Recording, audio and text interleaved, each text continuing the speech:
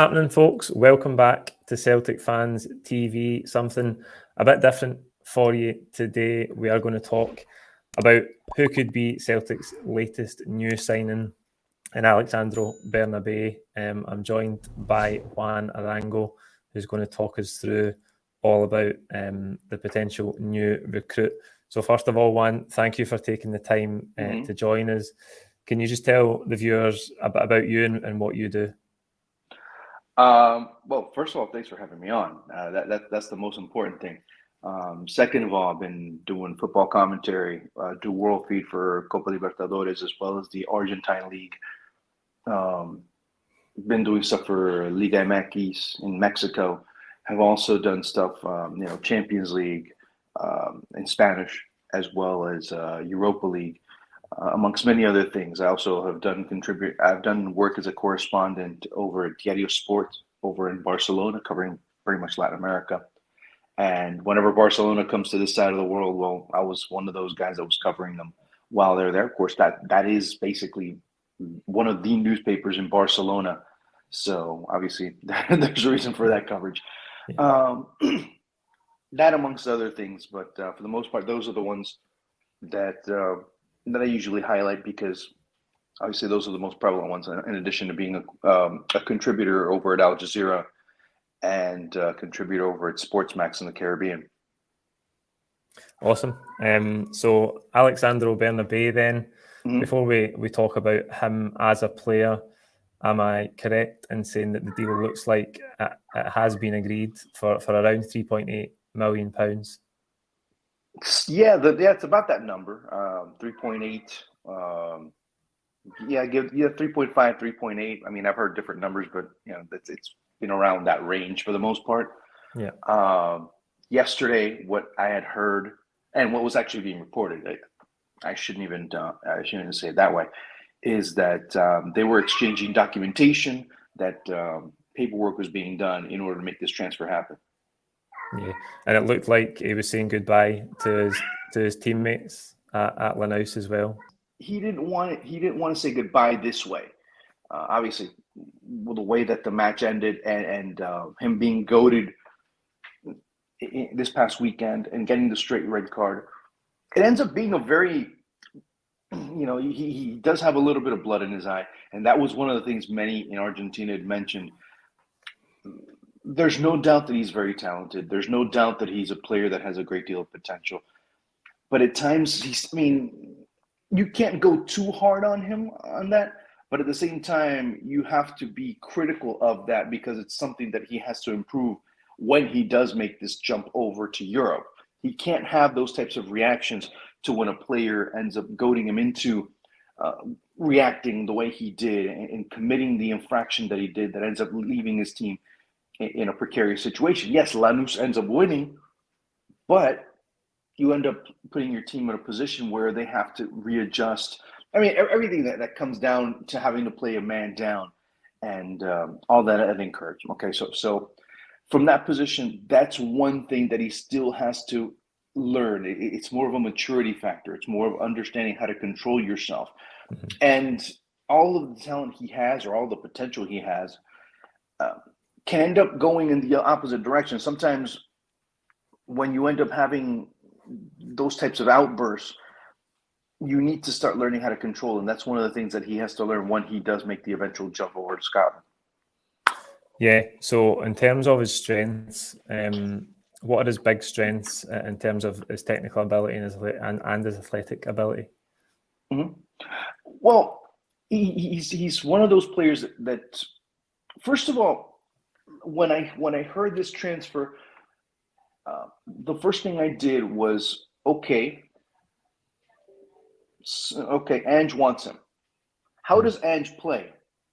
And you start seeing that, of course, he's always required his fullbacks to press high, whether it's to defend high and pressure whenever the opposing team has the ball, whether it's in their half of the pitch or in the middle sector. That's one box that he does tick off. He wants them to play up high and be offensive. He does that as well. He can also, and he's been playing in a very similar formation that Ange does use, basically a 4-2-3-1. So he understands what he needs to do within that formation, what are the spaces he needs to run into. He can play internally. He can go into a channel and play in that sector. He can play out wide if need be. He can play and drop back. And I'm just talking about offensively, and saying, hey, you know what? One thing Ange does want to do as well is play the ball out of the back. So he does tick all of the boxes of what Ange Postecoglou does require a fullback to do within his philosophy of play. So when you look at it from that perspective, he's a player that can do it. Maybe can even be a player that offers a different dynamic when it comes to Celtic, because he's a player that can play off associations. He can do the quick 1-2 passes. He can go down the byline and cross the ball. He can play internally and run towards goal, which is what Ange did. Ange, a couple of times I saw him, or Celtic were able to implement that inverted fullback concept that really helped out in certain situations. He can do that as well. There's been times, not very often, I'm not going to say that, he can play both sides. There's been a couple of times during his career that he had to play right back, and he did it rather well. So when you have a player that can go and switch to, from playing from their natural position over to the opposite side of the pitch, then you know that capability is there. So that's why I say he does tick all the boxes. Yeah, that's interesting, because playing in that sort of inverted fullback role is quite unique, and it's something that was a big change that Ange brought to Celtic last season. And he really improved the players we had in those positions. Anthony Valson at right back and Greg Taylor at left back. They really took to playing in that position, even though they hadn't done it before. How much of a factor for Bernabeis do you think it is working with Ange Postecoglou and seeing, of all the players that he brought to Celtic last season, a lot of them really hit the ground running and excelled under his coaching? That's exactly it. I mean that last part, that the players that have been able to excel, younger players that have been able to excel under Ange Postecoglou throughout his career. I mean, we go back to what he was able to do in the A-League, what he was able to do with Australia, and the players that he was able to promote into that program, what he was able to do in Japan, and be able to promote some of the players that a couple of them ended up going to Europe. Postecoglou, for example, he was one of the major stories from that side that ends up winning the J League title. That you end up seeing, and I put it on social. If there's a coach that would be great to work with, if you're a player that's 21 and younger, it's Ange. And I think that's, and mind you, I remember I was talking to a person I every so often exchange messages with, and I remember the day Ange was hired, I said, man, you got yourself a tremendous coach. And I remember people when Celtic hired him, like, who? What? And I said, look, he's going to be a great coach because he does well with young players, and because of his playing style, and that ends up being exactly it, especially his first season in Scotland. So if there's a coach that can be very effective with younger players, it's him. And again, if you bring in the right, or if Alexandro Bernabei brings in the right mindset, I think he can be a very important contributor to this team. Yeah, it's interesting that you talk about Ange there.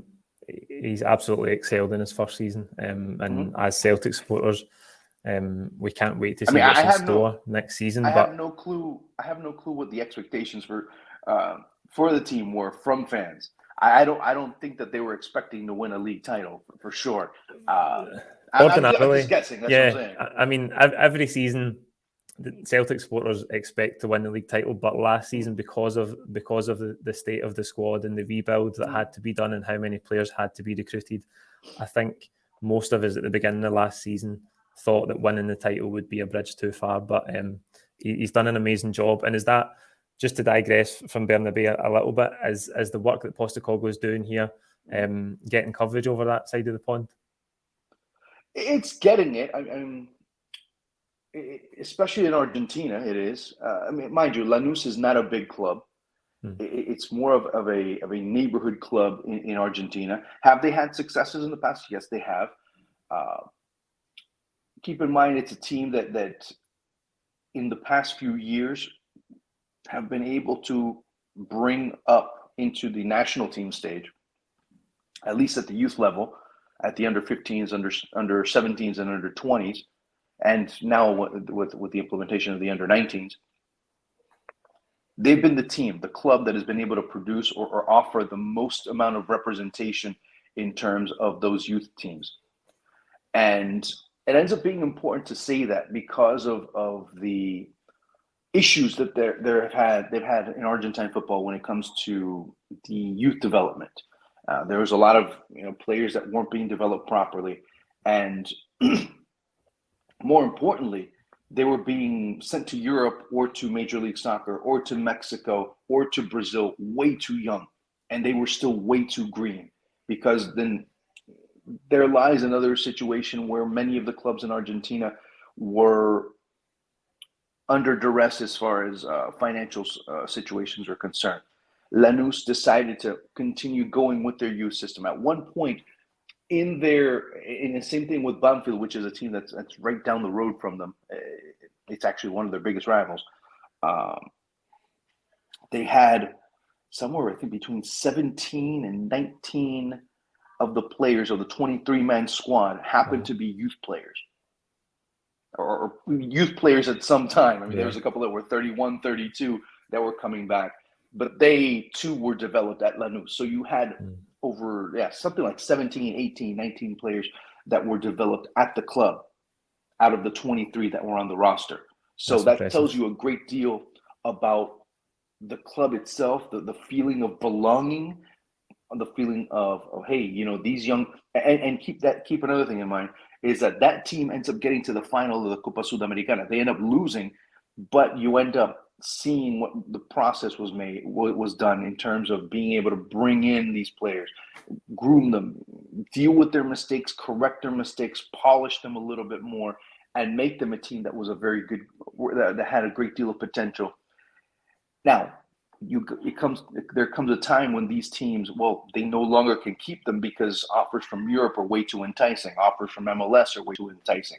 Mexico, the list goes on and on because of the economics. Look, there's players in Argentina right now that, based on the inflation of the economy there, if you translate it to pounds, and I'm going to give you a rough estimate, it could be somewhere around $800 a month.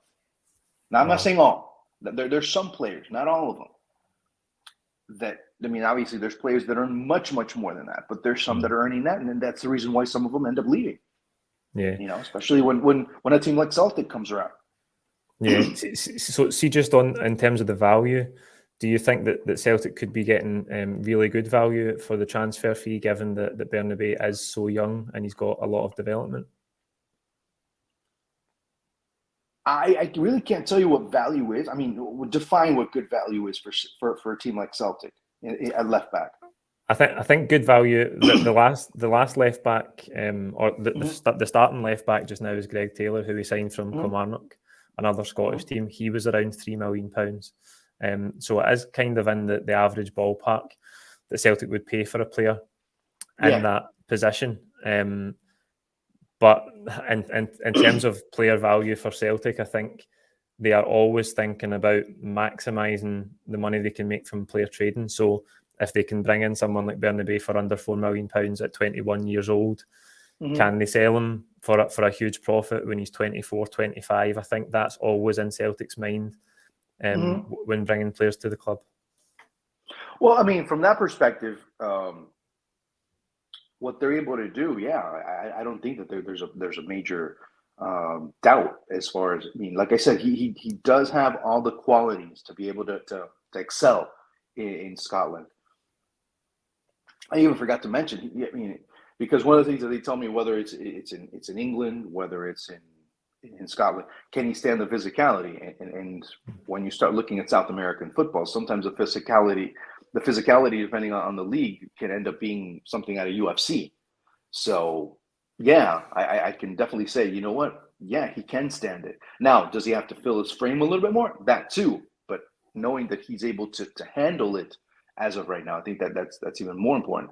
But like I said, if he comes in with the right mindset, if he comes in understanding that what he has to adapt to and the demands of the game and the weather, although let's be honest, coming from Argentina, which started winter yesterday, and it does get cold. It does get very cold depending on where you play at this time of year. He can get adapted to it a little bit. I'm not saying it gets that cold like it does in Glasgow or it does in Edinburgh or anywhere like that. Yeah. That's a different story. But still, he's not going to come in and just be overwhelmed. He might have to adapt a little bit in terms of the culture, the language, and those things, which is absolutely normal. But if he's able to do that, I think, like I said, he can be a major contributor to the Celtic side. How many matches? I can't tell you. Is he going to be an outstanding start? I can't tell you that either.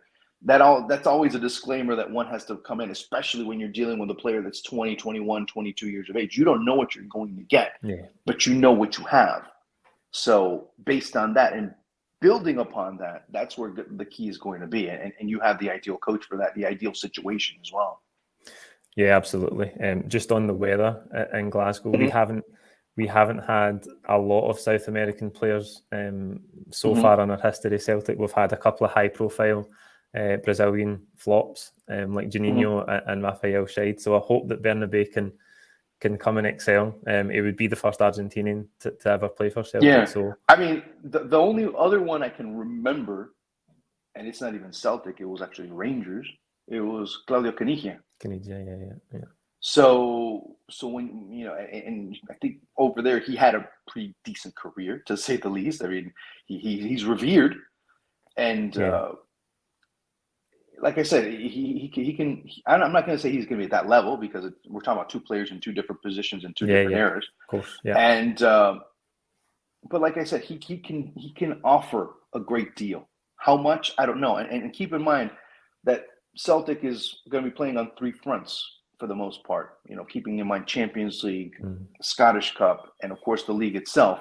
So he will get his opportunities, and he will have an opportunity to earn that spot as a starter. And I think that's probably the most important thing for him to come in, and we'll see how long it takes for him to finally be that starter, if that is exactly what ends up being. So to me, you start looking at it from that perspective, and you can end up being pretty deep at left back, to be quite honest, if you ask me.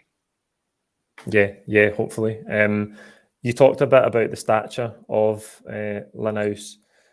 And one of the big factors with settling into Celtic that often gets talked about in Scotland is, can players coming in deal with the pressure of 60,000 people at home every other week and the pressure of having to win? Celtic have to win every game. Do you think that will be a big adjustment for him?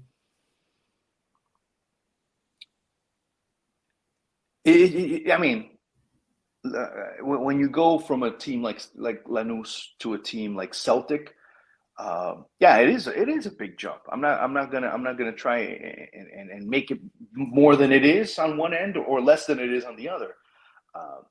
Lanús isn't a club that is in the headlines or in the news cycles 24 hours a day like Boca River.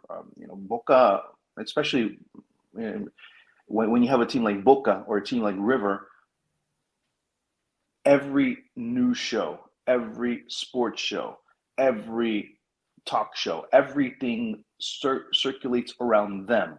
That sounds familiar. The thing is, and I tell people this, is that everything from, and I think to a certain extent, I think, in Scotland, Celtic and maybe even Rangers get to that point where it's not just football programs that talk about them. It's political shows. It's if this decision or this election or this board member does this and this and this, the ramifications that it has at this level are going to be like this at the government level. Again, like I don't want to get too carried away with what I'm saying, but in Argentina, it's like that. And one of the primary examples I'll give you, when the national team was trying to qualify for the 2018 World Cup, the last match against Ecuador, they're saying, if Argentina does not qualify, I don't know if the presidential candidate will get reelected. Wow. He doesn't get reelected, mind you, regardless, but that was the talk. I mean, political shows were talking, the day of that Argentina-Ecuador game, there were political shows that went on and talked about the ramifications of Argentina losing that game. Okay, so he understands that based on that environment. Was he directly involved in it? No, he wasn't. He, of course, Lanús is what kind of that little extra thing you sprinkle on top of your dish to kind of give it that little extra flavor. But of course, the main course, everything else is just Bocan River for the most part. Lanús is something you kind of dabble in, but then when you get into that little microcosm that is Lanús, there's a great deal of pressure. Again, I can't say that Celtic is a microcosm because basically in Scottish football it's not. But making that jump, that microcosm, if you want to call it that, ends up being much bigger, ends up being, he's going to be talked about, and he is being talked about. People are like, wow, they're talking about Alexandro Bernabei getting sent off in Scotland. But that's not only the reality that he has to face, understanding the responsibilities that he's going to have as the left back, whether he's the starting left back or not at Celtic. He's going to have to understand that is a huge responsibility, like it was a huge responsibility for him to be the starting left back over at Lanús. So other than the temperament issues, which we talked about at the top, are there any other sort of weak points in his game? Any other points that he needs to improve? I mean, there's one thing I said. Well, the coaching staff at Celtic are going to have to find a way to cover his back when he moves forward, because dropping back, maybe he's not the best at it. But then I'm like, wait, if you start looking at players with those types of qualities, isn't that usually a flaw of every one of those? I mean, if there's a weakness in, I don't know, if there's a weakness in Dani Alves' game, if there's a weakness in Marcelo's game or Alphonso Davies' game, it was always dropping back when the ball goes behind over their head and they have to go on a counterattack and chase back. Isn't that usually one of the weaknesses by positioning itself? So when your coach wants you to play up high, usually isn't your back going to be the most vulnerable because of the amount of space that's back there? Yeah.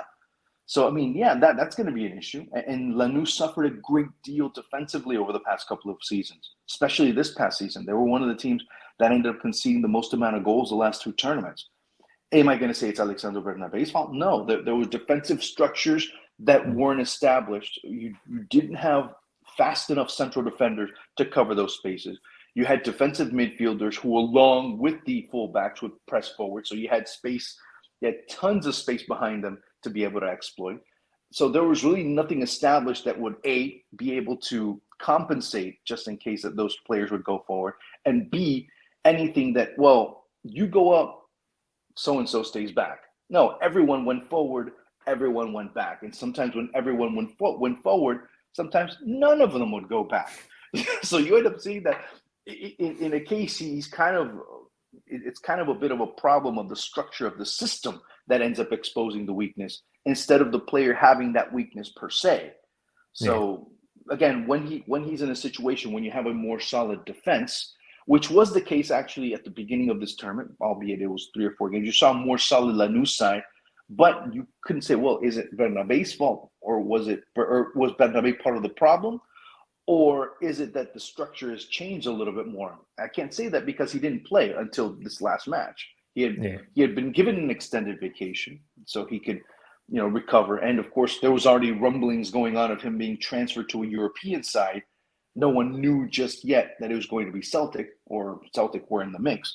So when you look at it from that perspective, it's not until he gets to Celtic and we start to see him play a little bit more, to see his tendencies and say, that is truly a weakness of his. Oh, you know what? He has absolutely no awareness defensively when he drops back. But he does compensate it a lot with what he does going forward, whether it's defensively going forward and pressuring, and also going offensively forward and being an offensive transporter of the ball, distributor of the ball, and on occasion being able to become a scoring threat. Yeah. He'll have the opportunity to play in the Champions League, something that you mentioned earlier.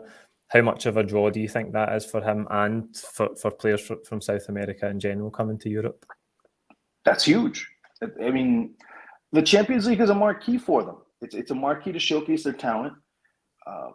It's a huge tournament to be able to be a part of. It's a huge tournament to be able to be a contributor for your team in.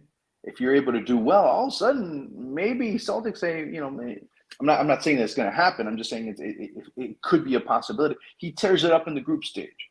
Maybe based on the luck of the draw, Celtic end up getting a very favorable group or more beneficial group to them. They end up advancing into the round of 16, and he ends up being one of those players that stands out. Hey, there's a lot of left back as much as we might not talk about it anymore. Still a position where if you end up being halfway decent to very good, you can have a pretty good career, and the demand is always going to be high.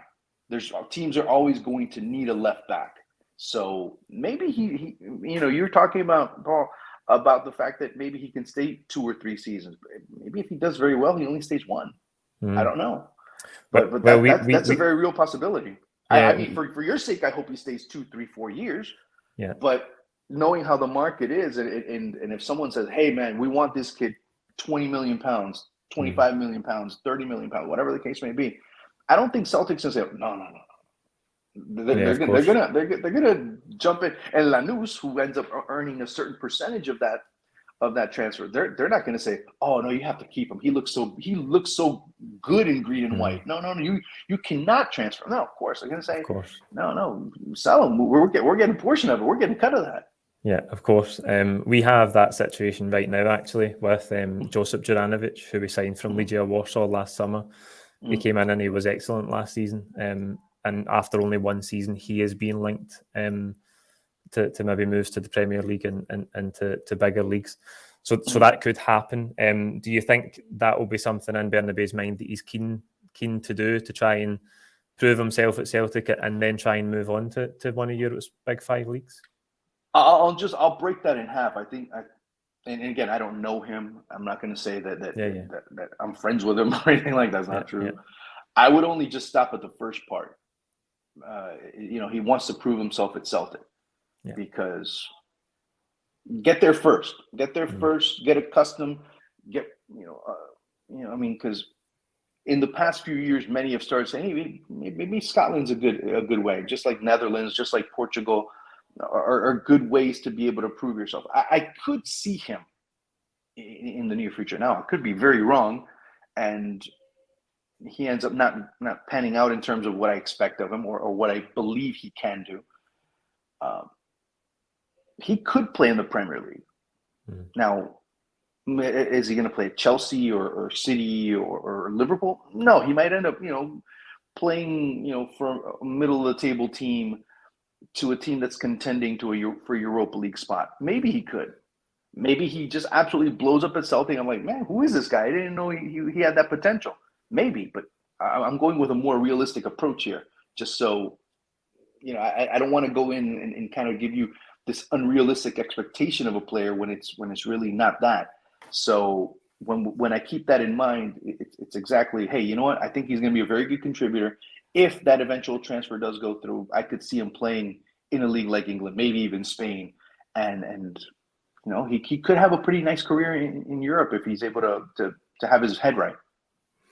Yeah, from our point of view, I hope he has a long and successful stay at Celtic. Juan, thank you very much for your time today and for your insight. It's greatly appreciated. Thank you for joining us. Nah, man, I appreciate you having me. Thank you. Before we finish up today, we are going to cut to coverage from today's press conference with Benjamin Siegrist, Celtic's 3rd permanent signing of the summer. Stuart attended the press conference for us today, and here is what he asked Celtic's new goalkeeper. Welcome to Celtic. Just wondering, you've spoken about Joe Hart, how he was the prototype goalkeeper, a really interesting thing to say. How are you looking forward to the challenge of competing against him in the training ground and taking advantage of the fact that you're going to be working with someone who has played at such a high level? Yeah, no, absolutely.